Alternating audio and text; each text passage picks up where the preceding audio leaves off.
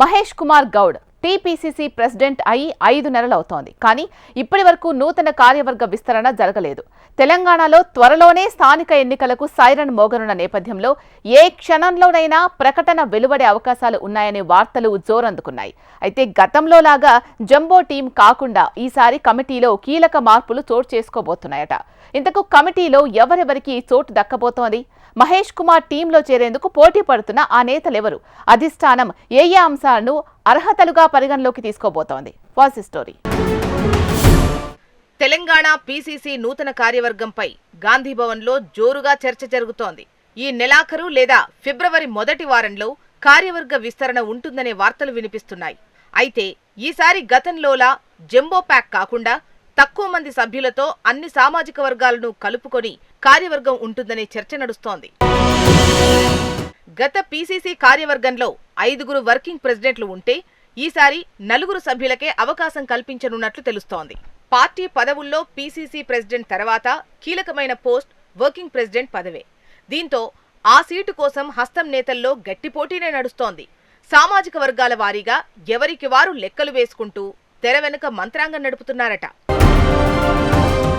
Working president post కోసం పోటీ పడుతున్న వారిలో రెడ్డి సామాజిక వర్గానికి చెందిన భువనగిరి ఎంపీ చామల కిరణ్ కుమార్ రెడ్డి, ఖైరతాబాద్ డీసీసీ అధ్యక్షుడు రోహిన్ రెడ్డి ప్రయత్నం చేస్తుంటే, ఎస్సీ సామాజిక వర్గం నుంచి AICC secretary Sampath Kumar, ST సామాజిక వర్గం నుంచి Mahabubabad MP Balram Naik, minority quota నుంచి Nampally MLA contestant candidate Firoz Khan, మహిళల కోటా నుంచి సరితా తిరుపతయ్య, సునీత ముదిరాజ్ ప్రయత్నం చేస్తున్నారు. వీరితో పాటు పలువురు నేతలు కూడా పోటీలో ఉన్నారు.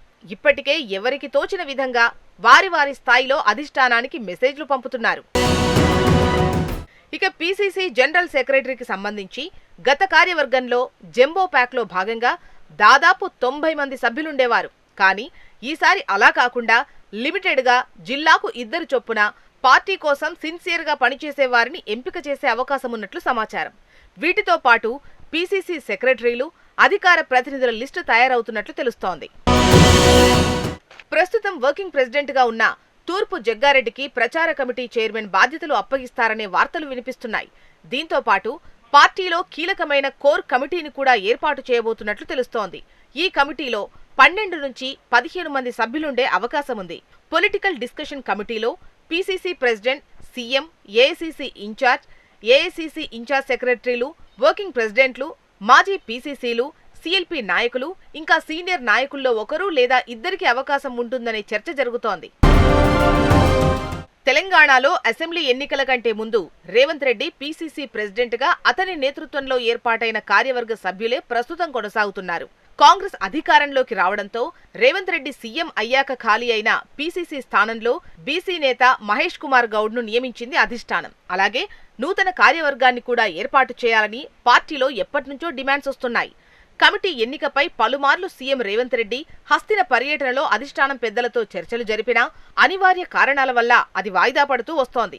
త్వరలో తెలంగాణలో స్థానిక సంస్థల ఎన్నికలు జరగనుండడంతో ఇక ఏమాత్రం ఆలస్యం చేయకుండా నూతన కార్యవర్గాన్ని ఏర్పాటు చేయాలని ఇటు రాష్ట్ర నాయకత్వం, అటు అధిష్టానం ఒక అభిప్రాయానికి వచ్చిందట. ప్రభుత్వ సంక్షేమ పథకాలను మరింతగా ప్రజల్లోకి తీసుకెళ్లేందుకు పార్టీని బలోపేతం చేయాలని చూస్తున్నారట. మంత్రివర్గ విస్తరణ, నామినేటెడ్ పదవులతో పాటు కొత్త పీసీసీ టీం ఏర్పాటుపైన ఓ నిర్ణయానికి వచ్చినట్టు తెలుస్తోంది. తెలంగాణలో అధికారంలో ఉన్న పార్టీ కావడంతో పీసీసీ పదవుల కోసం నేతల మధ్య తీవ్ర పోటీ నెలకొంది. సీఎం, పీసీసీతో పాటు రాష్ట్ర స్థాయి ముఖ్య నేతల అభిప్రాయాలు, రిపోర్ట్లు, సామాజిక సమీకరణాలను బేరీజు వేసుకొని నూతన పీసీసీ కార్యవర్గ సభ్యుల ఎంపిక ఉండనుంది అనే ప్రచారం జరుగుతోంది. 10 ఏళ్లు అధికారంలో లేకపోయినా పార్టీ కోసం కష్టపడ్డ నేతలకు పెద్దపీట వేసే అవకాశాలున్నాయట. గతంలో పార్టీ టికెట్ దక్కని నేతలకిచ్చిన హామీ మేరకు ఇలా పార్టీ పదవుల్లో న్యాయం చేయాలని చూస్తున్నారట. మరోవైపు పీసీసీ కార్యవర్గ పదవుల కోసం ఎవరి ప్రయత్నం వారు చేస్తున్నారు. చూడాలి మరి ఎవరి ప్రయత్నాలు ఫలిస్తాయో.